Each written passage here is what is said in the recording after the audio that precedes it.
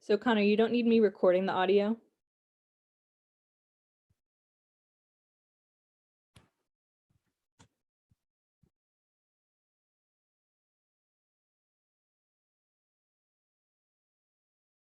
That was the guy I asked him if he was drinking swamp water. That guy was classic.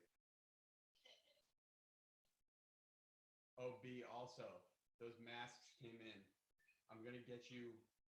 I have to go out to Westford to drop off some packages for Mickey and his nephew. How far is Westboro from Westford? It's not that close. It's like almost an hour.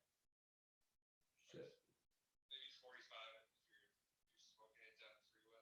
Are you planning on coming back to South anytime soon? Actually, today I'm touring Blitz. Oh, no bullshit. Yeah.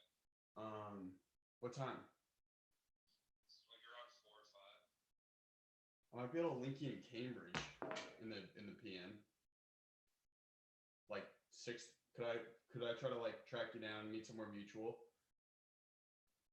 Yeah, I mean, if I'm still there, I'm not positive. I'm gonna try to get there a little earlier, but I'll let you know.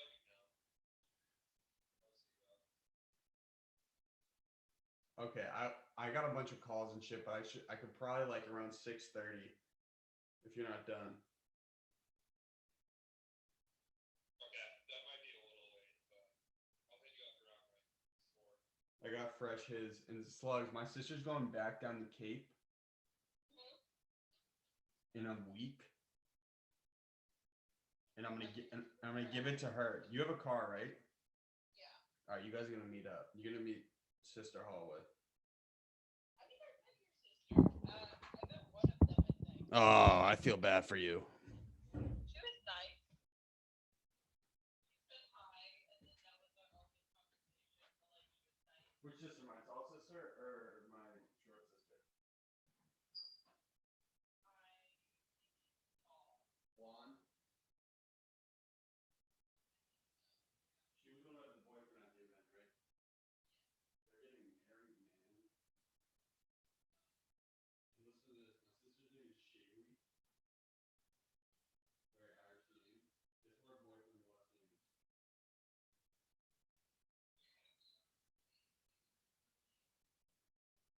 So right now she's Shaylee Holloway. Guess like what she's gonna be turning into.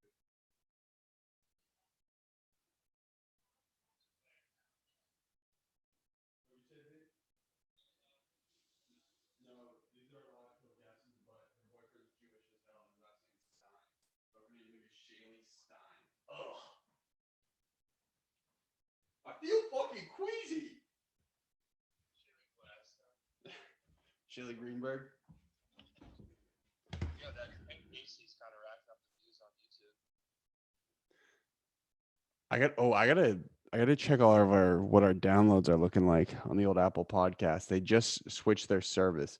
I'll tell you this much: the Kennedy episode is above and beyond the biggest from the past month in terms of downloads. Oh yeah. Yeah, the political ones just go big for us. Same shit with the Tulsi and the Yang; those went massive. Didn't those ones also? Didn't you say that they did really well outside of the U.S. too? Yeah, all the political ones like get tons and tons of impressions in other countries, and just interesting. And I honestly don't know why, and I don't know how they source it. It must be the keywords. The Andrew Yang clips all have a lot of views. Like just the clips themselves have more views than the episode on YouTube. I know it's interesting how it works. Lexi, you with me? I'm here. You doing okay? Yeah, I'm chilling. I'm excited. You guys say hi to Lexi. Hello. Lexi, what's up? Hey, gang. Hey, Yang Gang. So, guys, Mikey Bonkers. Oh, we're doing the weigh-in on Thursday. Did you get a doctor? No, we ordered a specific scale to get it done. And I saw Mike last night, and he is not looking skeletal like me. I got you guys. I promise. And he's also launching a new protein bar company. These are fucking fire. These are amazing. Where did you find the scale? Amazon. Makes sense. Where do you buy anything nowadays, right? Exactly.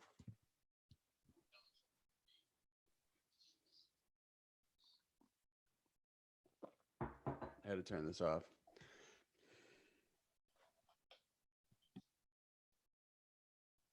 Lexi, how's the Mickey Ward episode looking? It looks good. My only thing is when he does the sales mode, he pans the camera so it's looking at his ceiling and then the audio cuts out and then his manager gives a clear version, but I wasn't sure what you wanted me to do for the video part of that. You know what's interesting is when we were recording it live, his Zoom was much worse than the recording version was actually better. I don't know. Yeah, that's Isn't what I that noticed. weird how that works? Yeah. Like when I was running the interview, what you guys saw on the live was much better than what I was actually seeing on my laptop. Mm-hmm. But what we'll do for that is salvage as much as you can of it, and then cut back to my angle, and we'll use text. Okay. Does that work? Yeah. You don't want me to use his manager's speaking part because it's really clear. Oh yeah, use his manager speaking part, but I would do it on the shot of me because it's just a black screen of the manager, right? Yeah. It's just his like icon, which is just like the gray cutout of like a person. Yeah, so I would just cut back to the tripod shot. Okay, cool. That's easy then. Then I'm pretty much set. I'm almost done then. Sweet. Some of my friends hit me up who were watching it yesterday, and they're like, "Man, that guy got the CTE, dude." Yeah, I didn't notice when we were recording it, but watching it back, it's pretty rough. I feel really bad, honestly. I was thinking Yeah. about it last night. I was like, "Fuck, man." I was obviously joking. I was like, "What would it take to take you back, to get you back in the ring?" And he was like, "I would never do it." I was like, "I was joking, man."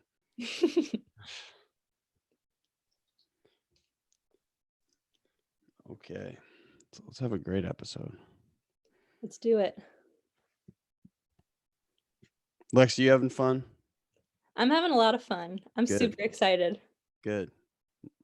I also kept calling. I'll say this is like the first thing I say, but I was texting. Oh, here he is right here. Let me shut this off. Let's get going. Michael, Hey, how you doing? how are you? Pretty good. We pretty got good. we got Lexi in the Zoom on the audio. Okay, good. Hey, Lexi. Hi, I'm just gonna Professor hit Holley. I'm just gonna hit Hey. the third camera here real quick. Just give me a sec. Yeah. So, Lexi, how you doing? I'm holding up. How are you? Pretty good. Pretty good. I So, like the jean jacket. oh yeah, thank you.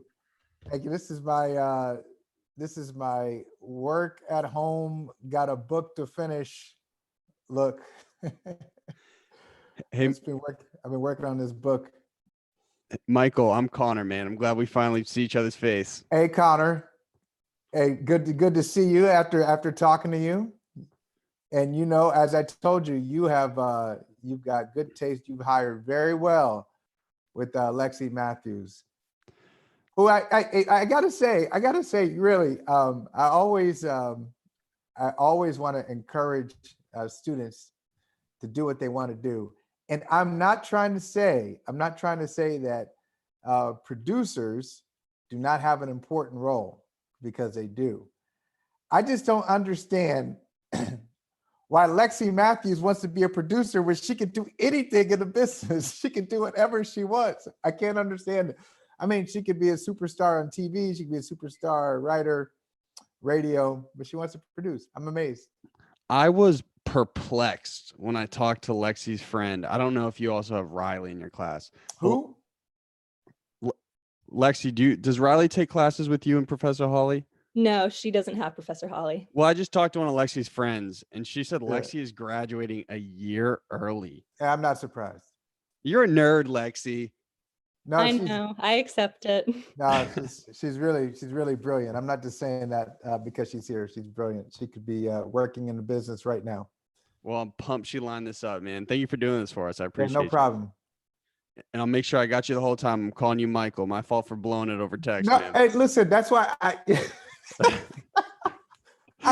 I didn't I was thinking, all right, how do I say this? How do I say it without sounding like a jerk? And there's just no way of saying it without sounding like a jerk. So I wanted to just say it over text so we wouldn't have to go through like any kind of awkwardness during the podcast. Like my mother told me when I was like a little kid, I was at the doctor's office. I was like 5 years old or something like that. And the doctor said, "All right, Mike." And I said to him, "Hey, it's Michael." I was 5. It's just always been, I've never really perceived myself as a Mike. Now, I'll tell you this, Connor. So we're getting to know each other now. I'm telling you, Michael, and you'll call me Michael. And then when we get to know each other better, you'll call me Mike, and I won't even correct you. Like there are people who I love, and they know that I go by Michael, but then they'll just slip up and call me Mike, and I don't trip about it. It's just I'll tell you what would be real disrespectful is if someone called you Mikey. You got to backhand them if they call you Mikey. Yeah, that might be backhand material. There are only like a couple of them where a backhand is apropos. I think that might be one. That's just like if someone calls you like buddy. Buddy's just, oh, that's a choke. I don't mind that. I don't mind. I think I use that on my kids. Ooh. Well, that's why it's acceptable. But if you call another grown man buddy, whoa, that's a Chris Jericho pedigree, man.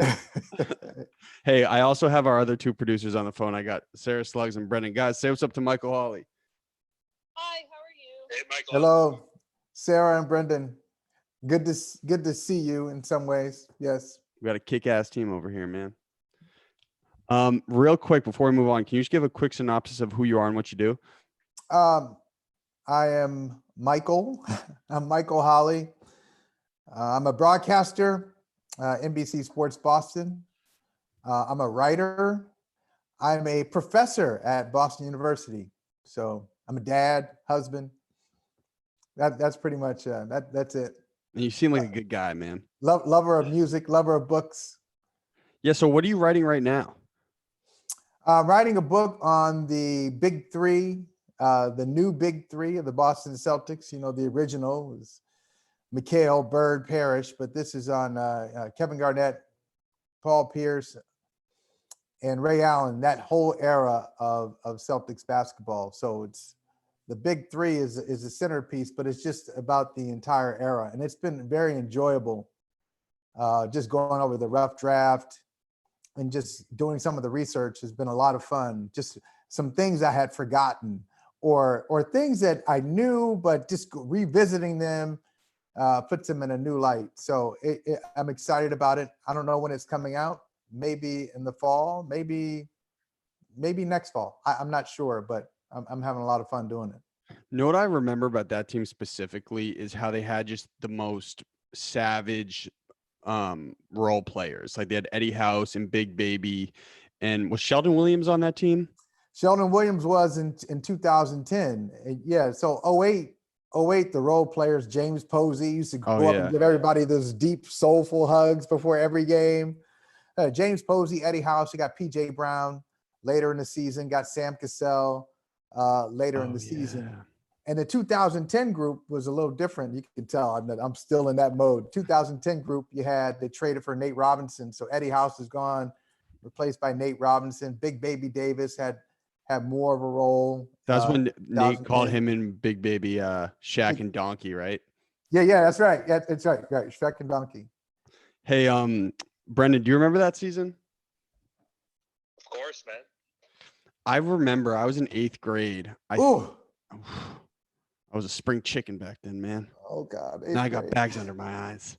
But I remember that season. I had grown up in Lincoln, Mass, and Hanscom Air Force Base is in Lincoln. Mm-hmm. And so I remember when they were coming back for game 6, they flew into Hanscom and I showed up and I was just begging for an autograph. And these guys just looked at me like, kid, you got no shot, man.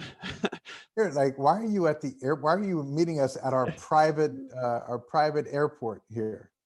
Exactly. So have you been doing a bunch of interviews with the old players, or how you been gathering most of your data? Yeah, that's part of the process. Part of the process is, and I can't wait to talk about it. I can't tell you yet. I can't tell you yet, but I've tried because every book is different. So I've tried a different approach to getting this one done. So when it's over, I can tell you how it all came together. I'm very excited about it because it's my first basketball book. And I was such a coward over the years. I have fought through my fears and written a basketball book now, because you can't see it behind me. One of the basketball books behind me is by David Halberstam, called Breaks of the Game. And for my money, it's the best basketball book ever written. And it was, he wrote it in the 70s. He was focused on the Portland Trailblazers when Bill Walton, they won a championship in 1977, but then they got off to a great start in 78. Bill Walton got hurt, and just talking about how the franchise just really, everything changed off of that injury. And so I read that book. I've read it several times. And after you read Breaks of the Game and some of the great basketball writers who are connected to Boston, like Bob Ryan and Jackie McMullen, I just bowed out. I said, I'm not touching the basketball book. They're just too good. I don't So want to mess with. that was your main reservation, was that there was just like too much of a. They were. I just feel like there's so many great basketball books. Unless it's really, it's got to be deep in there. You've got to really have something to say. It really has to be fighting to come out of you to write it. Because look, it's just like, it's not just basketball books. It's like a lot of books. And Lexi has heard me say this in class. When you're writing a book or writing an article or a column, an essay, one of the questions you have to answer is, why does this need to be written? And if you can't answer that question, maybe you shouldn't be writing it. So yeah, I was hiding a little bit. I had some basketball things that needed to be written. I was just scared to write them because I have so much respect for the writers who have come before me. But now, I just turned 50. You don't look 50, man. Well, thank you. I turned 50. You look 60. That's right. God is you. good. God is good. But I turned 50, and one of the things I said turning 50 was that I was going to do some things that I should have done 10 years ago or 15 years ago. So I can tell you who this book is dedicated to. It's dedicated to my grandmother, who really taught me storytelling. She got me excited about writing and communicating with people, because I just sit around her and listen to her talk to her friends. She'd tell me to go away, go play. I'd say, no, I want to listen to you talk, because she was such an interesting, colorful speaker. So as I thought about, I've been thinking about her a lot, and thinking that I'm in this position because of her. So I am writing this book. Why does this book need to be written? Because I love basketball, and this is a tribute to my grandmother. Now, where were you at in your career in that 2008 championship? Were you like killing it at the time? Were you kind of rising up? 2008, I was not in 8th grade like you were. Okay. I'm trying to do the math. You're 50. So, okay. No, I was 38. I was working at, it was a good time in my career and good time in my life. I was working at WEEI. I was doing a sports radio show. I was doing middays with Dale Arnold. And at that time, 08, my son was born, first child. I have 3 kids. My son Robinson was born November 1st, 2008. So when they won, my wife was pregnant, June 17th, 2008, when they won the championship. And she went into labor at a Celtics game, believe it or not. Wow. Her water broke October, her birthday, October 31st. They were playing the Bulls. The next season. Yeah. So like 08, 09 season. They're playing the Bulls. They had gotten their rings the game before against Cleveland. So they're playing the Bulls, and we have great seats. I'm like, hey, I got to take my wife out for her birthday because the kid wasn't due for a few weeks. So I said, okay, it's going to be our last night out before we have to just settle down and think about being responsible adults. And Derrick Rose is just balling. Yeah. So we're there. It's her birthday, the night out. Hey, we're going to a Celtics game. And the first quarter, she says, "My water broke." And I just remember looking straight ahead, like, oh my God, I'm not a little boy anymore. life has changed. I said, "Hey, you want to go?" She said, "No, these seats are too good." Let's leave it happen. Really? Seriously, straight up. Wow. So you guys watched the rest of the game with her water broke? No. Just the rest of the first half. Okay. And then I think she was just a little thrown off by it because, hey, you never delivered a baby before. Like, what's going on? So she wasn't in any kind of pain. But then when we started to leave, I think it became real for her too. But funny story, her brother was living in New York, and that was a nationally televised game against the Bulls. So he's texting me saying, "Hey, I see you guys in the first quarter. I see you guys on TV." I'm like, hey. And then in the third quarter, fourth quarter, he sent me a text. He said, "Well, where'd you go?" I said, "Well, it's funny that you ask because your sister, We're at Mass General Hospital right now. your sister is in labor. So you might want to come on over to Boston." I'm surprised you didn't name your son Pierce. That's too much. That's too much of a cliche. I'd have to, you know what, Connor, it would have to be one of those bench guys. You got to be real. It had to be like House or something. You can't just go for the Your big kid would be a name. major league bully if you named him Yeah. House, man. Rondo. How about Rondo? That'd be swag. Yeah. Perk. Oh, Perk. Oh, I forgot he was on those teams too. Or Kendrick. That's a good one. Kendrick Kendrick would be Lamar, great. Kendrick Perkins. When you so let's just like dial it back a little bit. So Yeah. before you came to Boston, you were hustling in Akron, correct? Yeah, I grew up there. Yeah. So when did you start getting your feet wet in sports journalism in general? It's been a blessing, man. I'd say pretty much immediately. Right after I say it this way. I always tell people this. I got the first time I got paid to be a sports journalist, I was 19. I was 19. So I wrote an article for the Akron Beacon Journal. I was an intern. And when I was in school, I was doing some correspondent work for the Beacon Journal while I was going to school in Pittsburgh. So I'd say like 19 or 20, I've been doing it since that time. Were you ever a good athlete? Never. Nor was I, man. Never. Not for a second. Never. But Ever. Never ever. No way. No way. But you wanted to be, right? Yeah, I wanted to play basketball. I wanted to be good at basketball because I just enjoyed the game so much. I enjoyed competing. And so it's good when you're younger. You don't necessarily have to be a good athlete to be out there to compete. And just, hey, you're out there with a bunch of other, sixth, seventh graders, and they're better than you, but it's not so obvious that you don't just belong on the court. But when I got to high school, it was pretty clear that I didn't belong out there. And so it was heartbreaking that that I couldn't compete like that. But I think I loved writing more than I loved basketball. So I could always write about basketball and not play it. Well, so what's interesting is now that, I'm building GDP in the city, I've noticed I was never a good athlete and it always frustrated me because I was still competitive. But it's interesting when you reach your career, then it's like, okay, I can channel all that energy into something else. Did you kind of have a moment like that with your writing? You're like, all right, I could be like, hey, man, I'm definitely not going to be Michael Jordan, but I could be Stephen King. Yeah, it's interesting. I always thought that too. I always thought that I liked basketball because of the competition.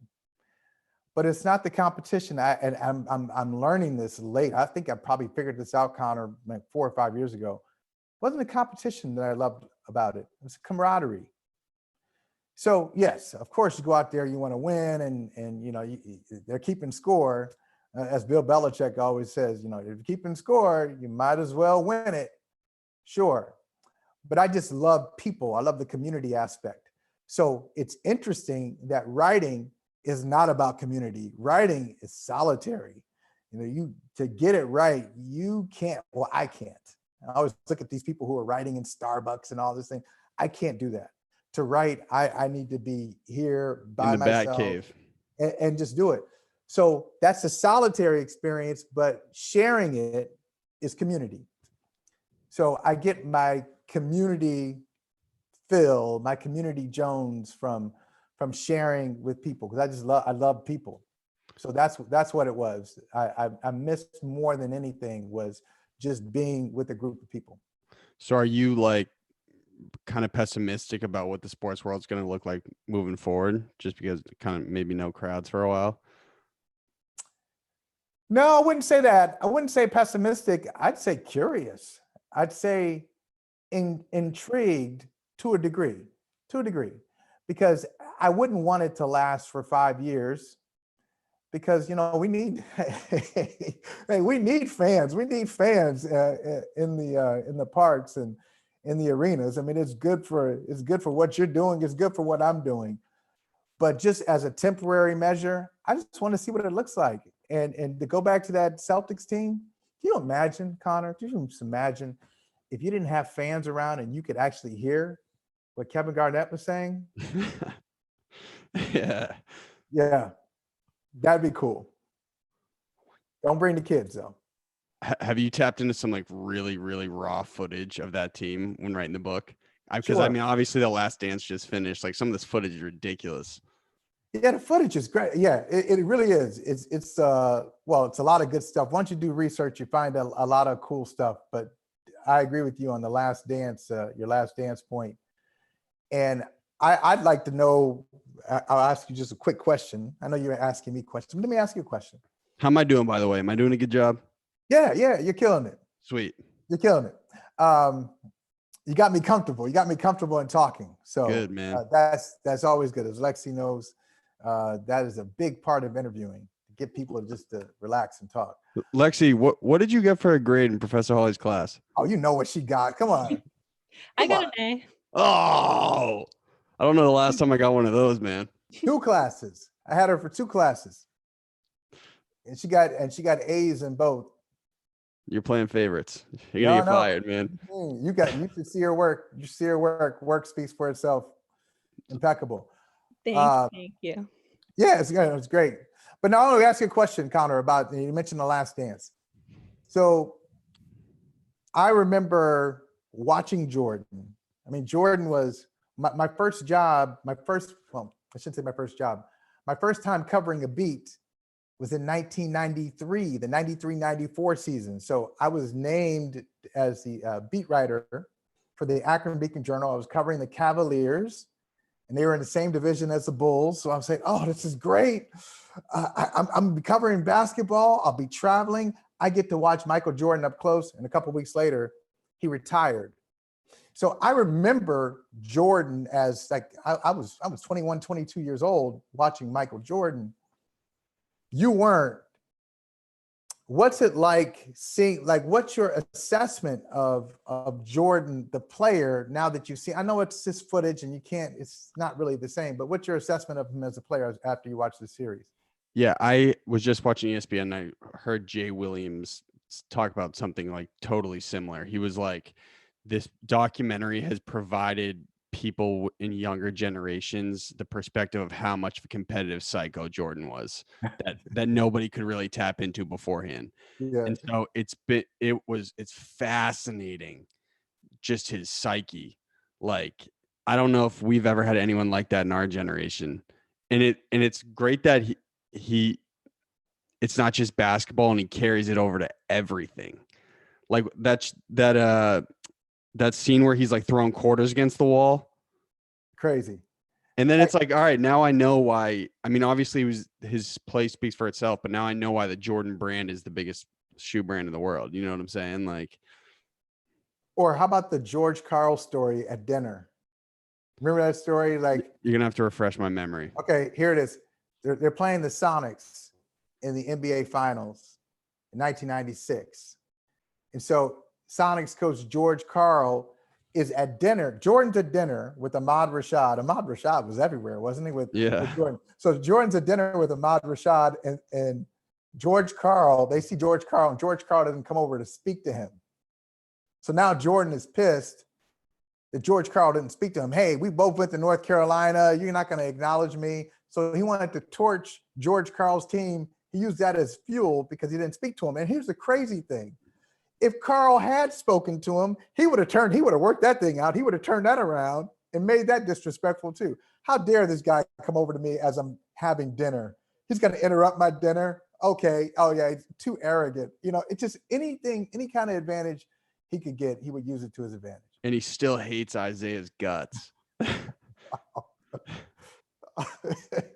That is intense. I know, it's crazy. What in your experience now, just being so connected to Boston sports and like all these great teams, have you noticed anybody with a similar mindset in terms of athletes?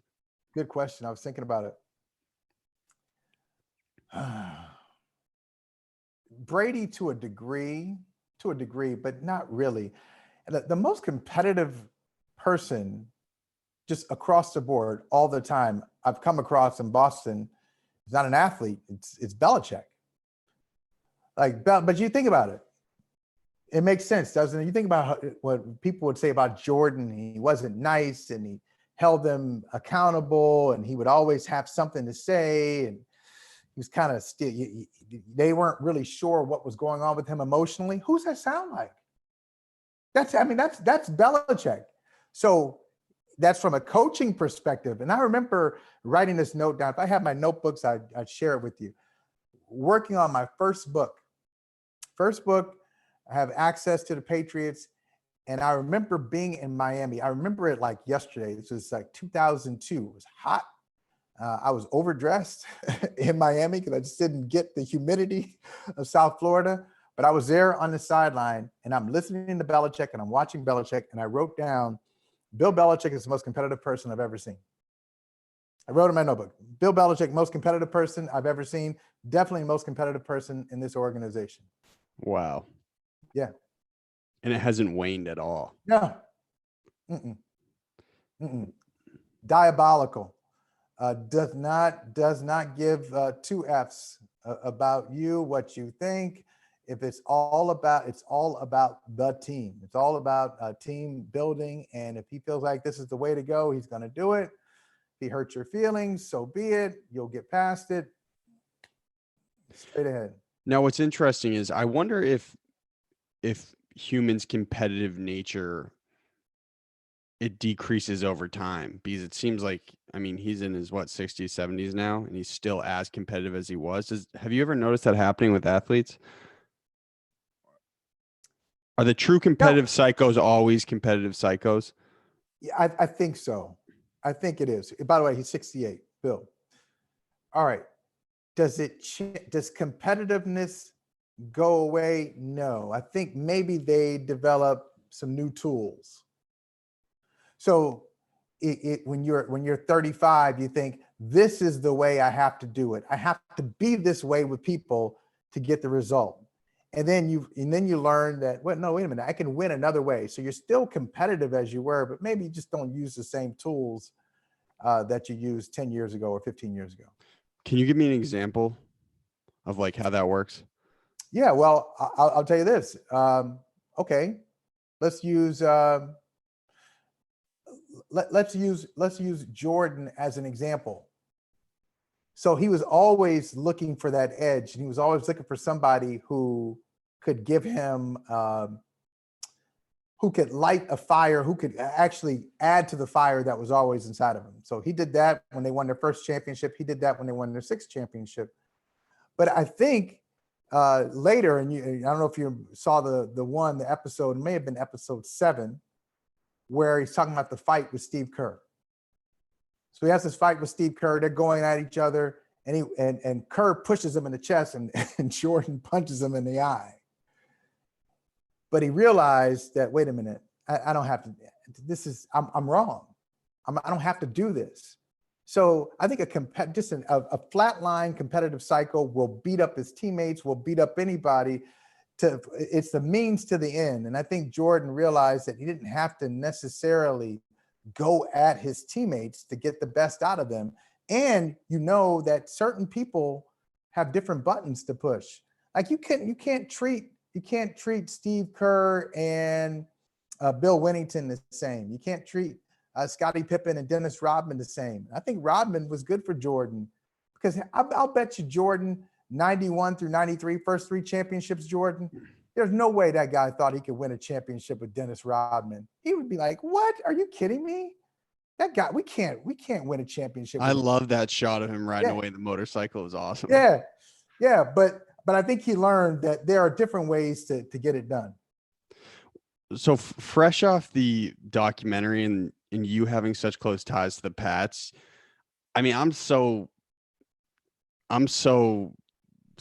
in love with the Patriots that like I still think there's an argument for Tom Brady to be a better athlete of all time or better competitor than Jordan. Like, what are your thoughts on that? Competitor. And get rid of all of the like fugazi that's in your mind right now after the documentary ending. Yeah. No, I think it's a good question. And then you have to, I mean, it leads to another argument, another discussion altogether is like, how do you see competitiveness and how do you see athleticism?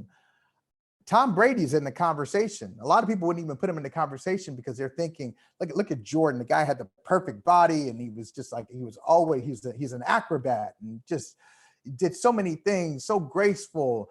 And they don't think of Tom Brady as athletic in that sense. But I'm going to tell you, if you're going to play football for 20 years and be elite for 20 years, which you can count on one hand how many athletes have achieved that. Just say elite play for 20 years. Jordan didn't do that. Now, could Jordan have done that? Probably. If he hadn't, taken the time away from baseball and they hadn't broken up the Bulls early, but 20 years of elite play, like Joe Montana didn't do that, and Troy Aikman and Dan Marino. I mean, there's so many great football players and great athletes, regardless of sport, who haven't done that. I think if you do it, you certainly have to be in the conversation, and you have to be in the conversation of athletics. You have to be in the conversation about competitiveness too, because there's something that makes you want to do that. At some point, taking hits, even though the hits in football in 2020 aren't like they were in 1985, still, why would you want to do that? So there's something there. All right, so give me your stance. Are you going with the Jordan or Brady? I'm gonna still go Jordan though, but I'm validating. What's your deal, man? Hey Connor, I'm validating your argument, but I'm still going Jordan. Documentary was crazy. Are you what was that like for you personally when Brady left? Just because you've been so close to the team and the organization, what was it like for you? I thought he would stay. I did too, man. I really did. But I should say I thought he should have stayed, and that's a big statement because that would require the Patriots wanting him to, play here until he was 45. They did not want him to play here until he was 45. He did, and they didn't want to. So once they didn't give him that contract extension last summer, it was academic. He was out because they had different goals. He wanted to continue to play and have the team be a certain way, and they didn't. They were ready to. That's the last dance parallel there for you. Like, how long do you keep a good thing going? See, I'd be a terrible GM because once I got a championship squad, I'm riding that squad out. Yeah, I'm gonna let them get old. They're gonna get broken down, arthritic knees, bad elbows, bad backs. Look, if you can give me a championship, I'm sticking with you until you prove that the thing is done. And the Patriots don't think that way, and the Bulls didn't think that way. The Bulls were wrong because they haven't been back to the finals since 1998. They haven't even been close since 1998. And we'll find out if the Patriots were wrong. For you, though, I mean, you've been so enveloped in the Patriots world for so long. I mean, when did you get to Boston? 97, 98? 1994, 94. Okay, 94. So you saw the whole dynasty happen. Was it, I mean, did you have a weird sentimental value to the dynasty personally? Or No, no, no, no, no. I never looked at it like that. I just look at it from yeah, it's personal because I live here and I'm invested. So you remember and care about things that are important to you. So it's important to me. But I never allowed myself to feel like I was like, a member of the team or anything like that. I thought it was cool from a storytelling standpoint, and it still is. That's why I've written how many, like 3 or 4 Patriots related books, because it's such a good story. But being personally crushed by it, not necessarily. I mean, we're a Tom Brady household here. If my daughter were here, she'd show you her cool Tom Brady jersey. We're a Tom Brady household, and I admire what he's been able to do, but it didn't it hasn't put me in a fetal position or anything like that. well, it's kids my age grew up with just the Patriots winning. I mean, I grew up in Titletown, USA. So it's just like a weird end of this awesome thing we grew up with, So wait a minute. All right. So if you were, I should do the math now. If you were in the 4th grade in 2008, you were I was born. in the 8th grade, 2008. I'm Oh, no, 24. I'm sorry, 8th grade in 2008. Where were you born? Like 96, 97, 95, end of 95. 95. 95. All right. So 1995. And so you have a pretty good memory. So do you remember watching football when you were what, 6, I don't know, 7, man. 8, 9? Well, But just rip it's it. even better. It's even better because my point is, if you remember, if your first football memory is even at 10 years old, you haven't seen the team struggle ever. You've never seen, like, I was at the Jacksonville Super Bowl when they beat the Eagles and Rodney Harrison Yeah. caught the pick. I was there. Yep. Did the whole thing. Fly, Eagles, fly. Okay. Yeah, I was there too. Nice. We were And probably sitting so next to each other. You were drunk. I was not drunk. I was not drunk. I can tell you that. I was not drunk. But so you don't even know what struggle is. Like, it's going to be wild for you. Last year was a struggle for some people, and they were 12-4. Yeah.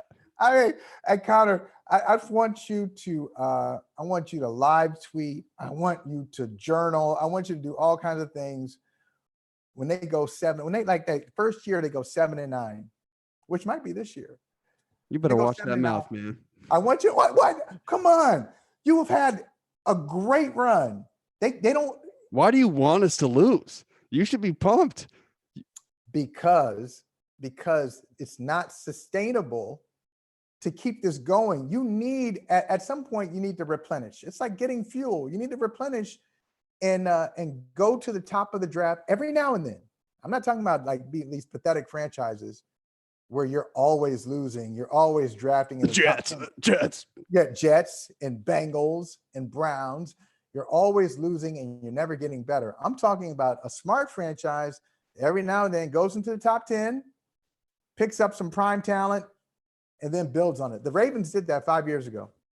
5 years ago, the Ravens did it. Now they're one of the best teams in the AFC. Like, everybody does it. The Patriots haven't. What team are you going to shift to next to be the most winning in Boston? Like, who's going to make the next run? If it's not the Patriots. The Celtics seem well positioned for it. Young players who are doing this. It's one thing to have young players, but if they're kind of flatline, you're like, okay, what's the big deal? But they got young players who are ascending, like Jason Tatum and Jaylen Brown, and they're both under contract. So, yeah, it's probably going to be the Celtics. And you think the Celtics if the NBA comes back, have a legitimate shot at taking the chip, or at least going to the chip? Yeah. This year? No, I think, but then again, who knows what the format's going to be too. And things are just weird.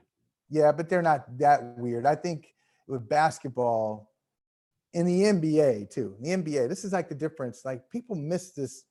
Don't miss this. All right. People miss this difference between like college basketball and the NBA. I'm an NBA fan.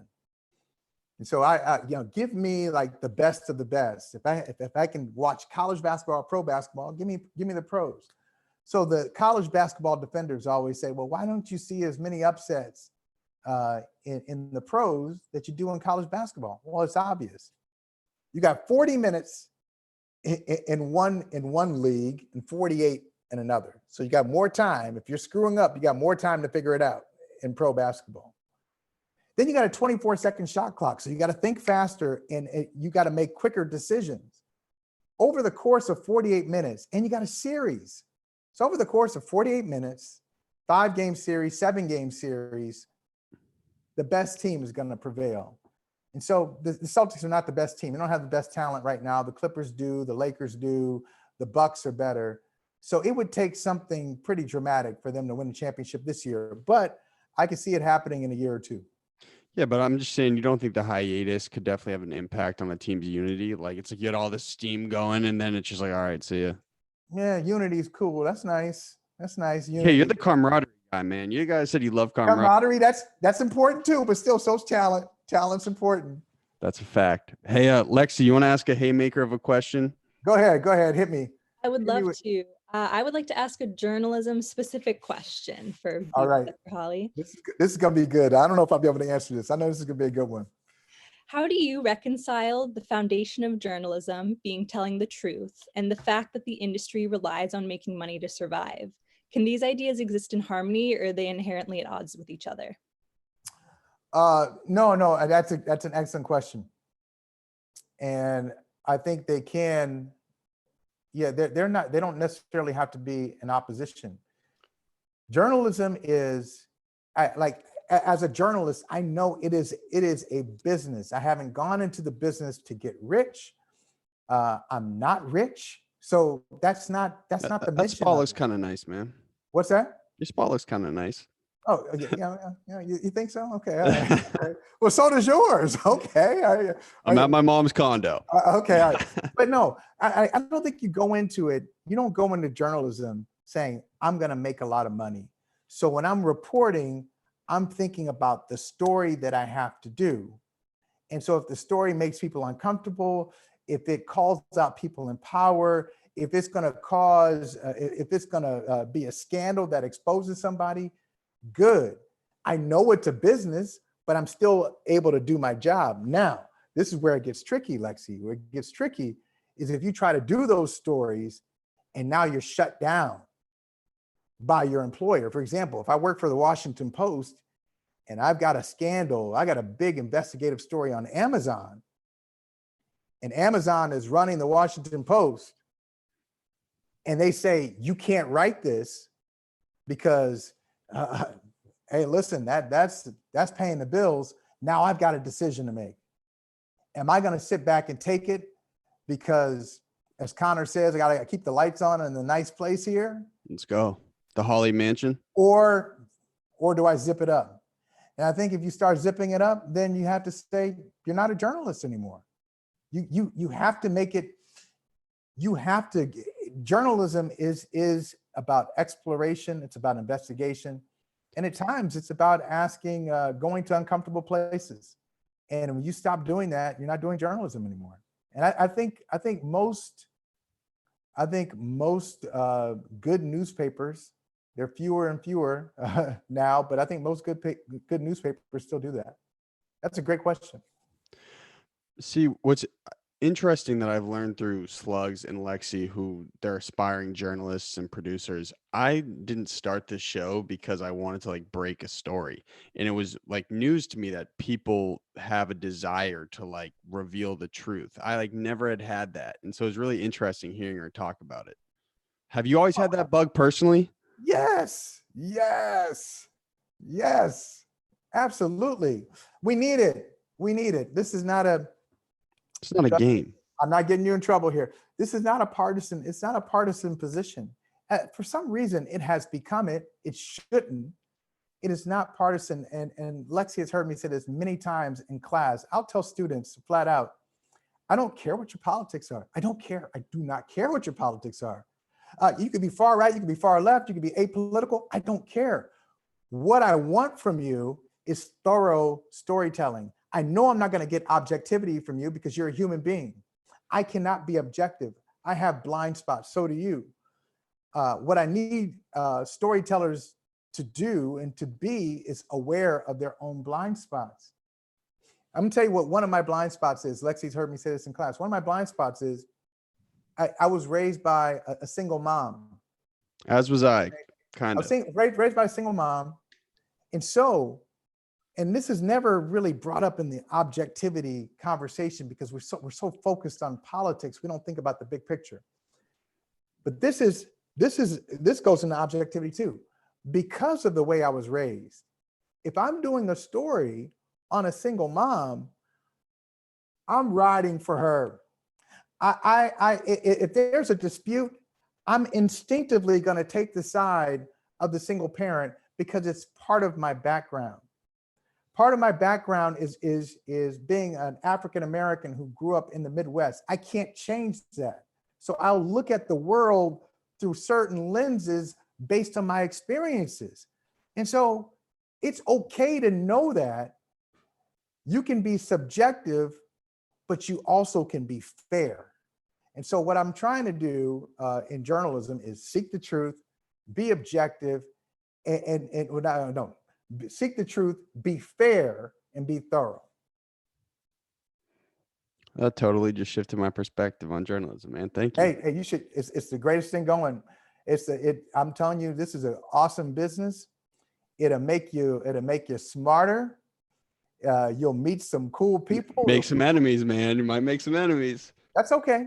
That's No, all right. we don't want to have foes, man. Only friends. Come on. Do you have any media beefs with anybody? Like anybody hate your guts in the media? Does anybody hate my guts? I'm sure. I don't, man. I don't know about it, but I'm sure they do. I've been around long enough to, yeah, I'm sure somebody says, okay, enough with that guy. Well, yeah, you've never had a moment where you've written like a hit piece and then you like see the guy in public and it's like, yo, man, what was up with that? You've been talking to Rick Pitino? Is that who the beefs with Patino? Well, I went to Providence College. He used to coach there. I know he did. He did a good job there. But that was one of those things where, hey, I see something, it's not quite right. You got some sources telling you things about how he coaches, and he didn't like it. But you're always going to come across that when you're doing a story the right way. You're going to come across some people who don't like what you're doing. That's just part of the job. But do I personally have beef with anybody? No. Good, man. Hey, B. Yeah. The Boston Sports Fanatic. You ready? Yeah, I'm ready. First off, I see you got Midnight Marauders in the background. It's one of my favorite albums of all time, so I love that. My question is, what do you think is the biggest truth that must be uncovered right now in sports? I mean, we've had, the baseball cheating scandal was the most recent one, but is there one that people are afraid to investigate? Yep. The big one, and this is going to be, this goes back to Lexi's question. This is a big one. The big one, and we're dancing around it. We're talking about it, but we're dancing around it. And that is the issue of concussions, CTE. In football, like the NFL has been dragged to the table, kicking and screaming and protesting about head trauma. So you don't have to go back too far. This is on, HBO Real Sports, like probably 10 years ago. A leading NFL doctor, was asked about head trauma. And do hits to the head lead to CTE in football? He said no. Look this up. Look up this interview. Famous interview with Bernie Goldberg, I think. He said no. So the NFL has been so late on concussions. And if we really start digging into it and what happens with concussions, a few things will happen. One, some of the partnerships with the NFL are going to be uncomfortable. Talking about everybody, because there's a lot of money tied up in this. And the NFL will have to They're going to have to get to those statements that tobacco companies have on cigarettes. Hey, here's a warning. This is what you can do it, but this is what will happen to you if you smoke this. Because it's becoming more and more evident that football, pro football especially, you play it at a high level, their chances are pretty high you're going to come away with some type of trauma. And the more we investigate that, the more people will have to make some tough decisions. Now, Connor, I don't think, and B, I don't think that that means people will stop playing football, because economics will drive this a lot too. If some more affluent people say, oh, wait a minute, I'm not doing that. I got my life to live. I'm not gonna go out there and have my brain scrambled. There will be people who don't have a lot of economic opportunities who will say, well, I can play football, and that's guaranteed money right there. So, hey, maybe I'll have some head trauma, but I'm going to get my millions before that happens. We had Mickey Ward on the podcast yesterday, and he's obviously the famous boxer, and we'd asked him too. And I just jokingly asked, I was like, hey man, like, what would it take to get you back in the ring? He was like, I would just never do it again. It's just not worth it. Wow. And he said that. And he's a legend. Yeah, you know. That's a lot. Hey, Slugs, you ready for it? You got a haymaker from Michael? Give me a haymaker. Give me one. Yeah, I was wondering, what are your thoughts on the proposed plans for the MLB to quarantine their teams and have them all play in Arizona? Yeah, look, I think all these plans, are pretty solid. I mean, the plan itself is solid. I just always Slugs, right? Slugs. I just always go with, doctors and scientists. If you're telling me that you believe that based on the information that you have and the research that you've done, you believe that it's safe, I say, all right, go ahead and do it. I'm not going to like trip out about it if a player doesn't want to, because it's the great unknown. But at some point, yeah, I'm sure when we start to get back to some routines have gone away. Let's just face that. Some routines are not going to come back. But when we get back to some other routines, it's going to be a little uncomfortable at times. It's going to feel strange. I like that baseball is trying to come up with different ways to get the sport going again on the field. What I don't like is their public negotiations. That feels like bullying. They're trying to, the owners seem to be trying to call out the players, trying to expose them publicly to force them into a bad deal. But just gameplay itself, yeah, that sounds like a fair idea. I'm a little behind. I thought you were going to ask me the best song on Midnight Marauders. I actually don't know Midnight Marauders. Brendan, what would you say? I always got to go with Electric Relaxation. What do you say? Electric Relaxation. Oh yeah. Oh yeah, it's good. Oh man, if you had if my wife were here right now, and she'd be like, oh, I like that, Brendan. That's her song. Your favorite group in the 90s for rap? What's that? He said, is that your favorite rap group from the 90s? It's up there. They're in the top 3. I would say my favorite hip hop group is the Roots still. Brendan, you like the Roots, right? Oh yeah, I saw them in concert. Oh my goodness. Where'd you win and where was the concert? It was in House of Blues? Baltimore. 4 years back, I think. Oh man. Hey, listen, Connor, Roots in concert. So not only do they do their own stuff, they'll do Tribe Called Quest, they'll do Outkast, Biggie, Kendrick, Earth, Wind and Fire, Guns N' Roses. I mean, it just all over the place. They are an incredible musical group. I'm gonna sound brain dead, but the Roots are who perform on Jimmy Fallon, right? Yeah. Okay. Yeah. Great. And you might want to check out the next time we talk. That's my nice way of saying that. Oh yeah, we're about to wrap this up. But yeah, I got you. But the next time we talk, we're going to talk about that Black Thought freestyle on Hot 97. He did with Funkmaster Flex. He did a 10 or 11-minute freestyle. That's insane. So he starts out the freestyle, and and his face is dry like mine. And then 5 or 6 minutes in, you see the beads of sweat. And then by the end of it, it looks like he played 40 minutes in the NBA Finals. Black Thought freestyle. But just straight up, brilliant freestyle. Some of the references. I have a friend of mine who teaches. I should have gone to this high school, but he teaches a hip hop class at this high school. So he had his students go in and pretty much annotate the whole freestyle. Wow. So because there are references to Tesla, to Voltaire, to Chopra. I mean, like on and on. There's so many literary references. F. Scott Fitzgerald. So he just made them go in and just like and catch every reference. Let me put that in my notes. Okay, listen, to wrap it up, we got 2 ending show bits, but I did have one question I wanted to ask. You can answer it very quickly. Okay. Right now, ESPN is playing the most ridiculous SHIT on repeat. Like ridiculous, man. And so we did a little searching. If the quarantine continues and you have to be stuck inside, like your eyes are glued to the TV nonstop, what would you rather watch on repeat? World of Tetris, Cornhole, or the Professional Lumberjack League where they just like grunt and slam axes into wood?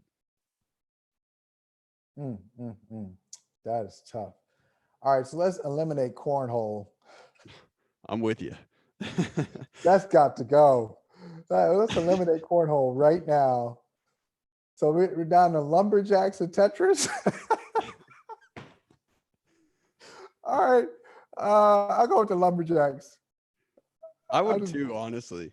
I'll go with the Tetris would just drive back. I was like, okay, at least there'd be some difference. You have live bodies, like, with axes. And there's some high risk there. It's like one of those axe slips. That's right. It might be gory. It might be nasty. There's an opportunity for a viral moment there. That's a fact. All right. So we have 2 bits. The first one's called GDP sales mode. I'm going to give you the floor for 40 seconds. We do this with every guest. I'm going to time it. You have the floor to pitch whatever you want to pitch in Vanity. I'm assuming it's probably going to be your book or some other stuff you're selling, but this is your time to be wicked selfish and whatever you want to get off your chest, do it. I'm going to do a 5-second countdown and I'll tell you when we go. You ready? Yes. 3, 5, 4, 3, 2, 1. Sales mode. I'm going to tell you right now why you need to believe in newspapers and journalism altogether. Oh, you thought I was going to sell my book? No, I'm not.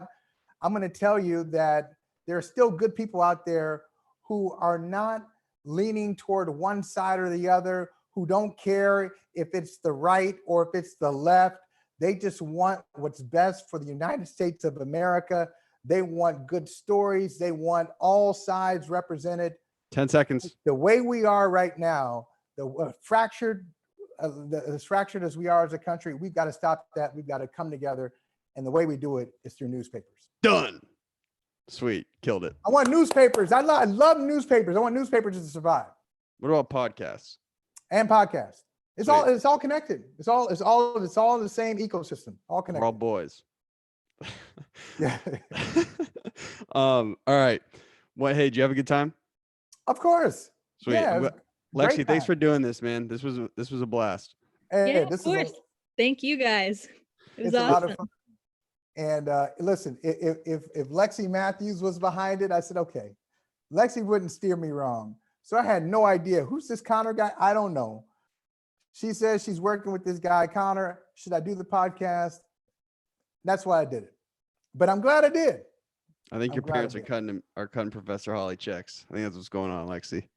The jig is up. No. Hey, listen, she's got her grade now. She's good. Okay, this is how we start and end the show. You got to say hi, your name, and this is my golden hour.